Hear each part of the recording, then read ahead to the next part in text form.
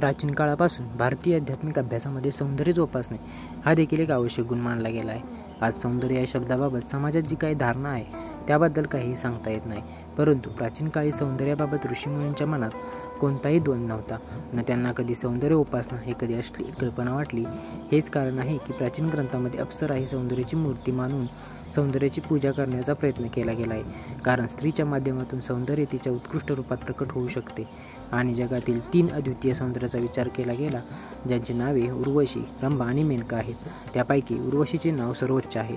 या सुंदर स्त्रिया आपल्या अनोख्या नृत्याने आणि सूर्यासारख्या तेजस्वी सौंदर्याच्या किरणाने देवांचा राजा इंद्राच्या मेळाव्यात सर्वांना भारावून टाकत आहेत.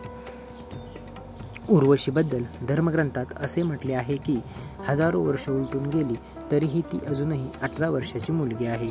चिरतरुण मुलीसारखी ती नशा आणि तारुण्य रसाने भरलेली आहे. संपूर्ण शरीर एक अद्वितीय सौंदर्याने भरलेले आहे, जे पाहून केवळ लोकच नव्हे तर देव देखील फसतात. विश्वामित्र संहितेनुसार गोरा अंडाकृती चेहरा, घोट्याला स्पर्श करणारे लांब आणि ढग फुगल्यासारखे दाट काळे केस, गोरा रंग जणू स्वच्छ दुधात केशर मिसळल्यासारखा, हरिणीसारखे डोळे जे प्रत्येक क्षणी तीव्र कुतूहलाने आजूबाजूला पाहते, छोटे गाल, सुंदर आणि गुलाबी ओठ, आकर्षक चेहरा आणि अनोखे आभा असलेले शरीर, हे सर्व मिळून बोटाने स्पर्श केला तर घाण होईल असं वाटावे. त्याचप्रमाणे सौंदर्याची सम्राज्ञी उर्वशी जगातील अद्वितीय सौंदर्य सम्राज्ञी आहे, जिने आपल्या तारुण्य आणि सौंदर्याने संपूर्ण जगाला भुरळ घातले आहे. जेव्हा विश्वामित्राने ऐकले की उर्वशी इंद्राच्या दरबारात एक तेजस्वी आणि सुंदर नर्तिका आहे, जिच्या नृत्याने केवळ माणूसच नाही तर वाहते पाणीही थांबवू शकते, उर्वशीने आपल्या आश्रमातही नृत्य करावे असा आदेश दिला. विश्वामित्राने इंद्राला आपला निरोप दिला आणि इंद्राने सर्व शक्तीनिशी त्याची समजूत काढली आणि सांगितले की हे कोणत्याही प्रकारे शक्य नाही. विश्वामित्र हा एक हट्टी योगी होता. त्याने उर्वशीला मंत्राच्या बळावर आपल्या आश्रमात बोलावले आणि म्हणाले, या आश्रमात तू माझ्या शिष्यांसमोर तसंच नृत्य कर जे नृत्य तू इंद्राच्या सभेत करतेस. उर्वशीने अहंकाराने नाही म्हटले आणि गेली परत इंद्रलोकाला. विश्वामित्र स्तब्ध झाले. त्यांनी त्या क्षणी शपथ घेतली, मी एक पूर्णपणे नवीन तंत्र तयार करीन आणि तंत्राच्या सामर्थ्याने तिला माझ्या आश्रमात बोलवीन. मी तिला एकदाच नाही तर मला वाटेल तेव्हा नाचवीन. आणि या जिद्द आणि रागाचे परिणाम म्हणजे उर्वशी तंत्र. कोणत्याही अप्सरेची साधना 4 प्रकारात केली जाते: आई, बहीण, पत्नी आणि मैत्रीण म्हणून साधना करणे सर्वोत्तम मानले जाते. विश्वामित्राने प्रेमाने एक तंत्र रचले आणि या तंत्राद्वारे त्याने उर्वशीला आपल्या आश्रमात येण्यास भाग पाडले आणि तिला एक अनोखा नृत्य सादर करावे लागले. उर्वशीला सिद्ध केल्याने खालील फायदे मिळतात. जेव्हा तुम्हाला पाहिजे तेव्हा उर्वशीला थेट कॉल करा आणि तिचं नृत्य पहा. उर्वशीला तुमची मैत्रीण बनवा. गप्पा किंवा मनोरंजन आणि प्रणयसुद्धा. उर्वशीद्वारे अतुलनीय संपत्ती आणि वैभव मिळवा. उर्वशीद्वारे शाश्वत तारुण्य प्राप्त करा. जीवनाचा पूर्ण आनंद उपभोग घ्या.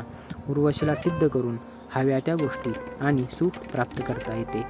विश्वामित्रानंतर त्यांचे शिष्य भूरिश्रवा, चिन्मय, देवदूत, गंधार इतकंच नव्हे तर देवी विश्वराव आणि रालप्रभा यांनी उर्वशीची प्राप्ती केली आणि जीवनातील सर्व सुखांचा उपभोग घेतला. गोरखनाथांनाही या साधनेतून शाश्वत तारुण्य प्राप्त झाले आणि गोरक्षपूरमध्ये त्यांनी उर्वशीला शारीरिक स्वरूपात बोलावून हजारो शिष्यांसमोर अनोखे नृत्य केले. इतिहास साक्षी आहे की ही साधना पूर्ण करून स्वामी शंकराचार्यांनी आपल्या शिष्यपदाला अतुलनीय वैभवाचा स्वामी बनवले. इतकेच नाही तर मंडन मिश्रासोबत शास्त्रार्थाच्या काळात शंकराचार्यांनी उर्वशीला तंत्राद्वारे आपल्यासोबत बोलावून समजून घेण्याचे तिच्याकडून काम केल्याचे बारकावे समजले. संन्याशी असल्यामुळे जे तिच्या मदतीशिवाय समजणे अशक्य होते. याच साधनाबळावर 100 वर्षापूर्वी स्वामी विशुद्धानंदजींनी एक अभिनव नृत्य करून इंग्रजांना चकित केले होते. बनारस येथील नवमुंडी आश्रम आणि तत्कालीन जिल्हाधिकारी ब्लासिम यांनी सांगितले होते की माझ्या आयुष्यात मी इतकी सुंदर स्त्री कधीच पाहिली नाही. ती अचानक आली आणि तिने केलेले नृत्य आश्चर्यचकित करणारे होते. कोणताही साधक उर्वशी साधना पूर्ण करू शकतो. शास्त्रानुसार उर्वशीची साधना पत्नी किंवा मैत्रिणीच्या रूपातच करावी. साधना पद्धत. ही साधना 49 दिवसांची असते. ही साधना कोणत्याही पौर्णिमेच्या रात्रीपासून सुरू होते. घराच्या कोपऱ्यात उत्तरेकडे तोंड करून पांढरे आसनावर बसा. तुपाचा दिवा लावा. पाण्यात थोडेसे गुलाबाचे अत्तर मिसळा. आंघोळ करा. स्वच्छ पांढरे कपडे घाला. आसनावर बसा आणि उर्वशी यंत्र आणि चित्र समोर ठेवा आणि मोत्याच्या जपमाळेने मंत्राचा जप करा. खाली 2 मंत्र दिले आहेत. जो हवा तो वापरू शकता. रोज कमीत कमी 51 माळा 5100 इतका जाप झाला पाहिजे. ओम श्रीं क्लीं आगच्चागच्च स्वाहा. ओम श्रीं क्लीं अगच्चा स्वाहा मंत्राचा जप पूर्ण झाल्यावर त्याच ठिकाणी झोपा. या 49 दिवसात साधकाने कोणाशीही बोलू नये, खोलीच्या बाहेर जाऊ नये. फक्त शौचासाठी तो बाहेर जाऊ शकतो. नक्कीच 7व्या दिवशी घंटांचा मधुर आवाज ऐकू येतो, परंतु साधकाने विचलित न होता मंत्राचा जप करत राहावे.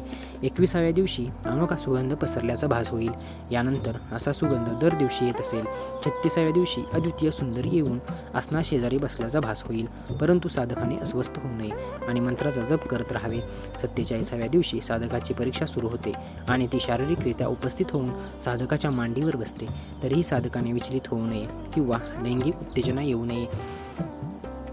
49व्या दिवशी ती अप्रतिम मेकअप करेल आणि साधकाच्या शेजारी बसेल आणि माझ्यासाठी काय आज्ञा आहे हे विचारेल.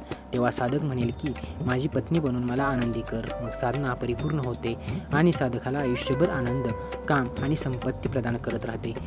ही एक आजमावलेली आणि परीक्षित प्रणाली आहे आणि स्वतःमध्ये एक अस्सल सिद्ध प्रयोग आहे. एकदा सिद्ध झाल्यानंतर जीवनात पुन्हा पुन्हा वापरण्याची गरज नाही. 3 गोष्टी आवश्यक आहेत. ही साधना कालावधीत 49 दिवस कोणालाही काहीही बोलू नका. साधनेनंतर उर्वशी सिद्ध झाली तर साधकाने परस्त्रीगमन करू नये. उर्वशी तंत्र सिद्ध झाले की त्यात मजा करा. तुम्हाला हवे ते मिळवा, पण त्याचा गैरवापर करू नका. ही साधना आजही जिवंत आहे आणि आजही अनेक तांत्रिकांनी ती सिद्ध केली आहे. किंबहुना ही जीवनाची एक अद्भुत आणि सुंदर साधना आहे जी पूर्ण आनंद देते, जी साध्य करण्यासाठी शास्त्रीय दृष्टिकोनातूनही कोणत्याही प्रकारचे बंधन किंवा दोष नाही. प्रत्यक्ष पाहिल्यास ही साधना लांबलचक दिसते, परंतु जर आपण त्याच्या मंत्राकडे लक्ष दिले तर ती इतर साधनांपेक्षा सोपी आहे असे म्हणता येईल. तसेच ते महर्षी विश्वामित्र यांच्या प्रेरणेने आलेले असल्याने त्याची सत्यता स्वयंस्पष्ट आहे. गुरुदेव दत्त.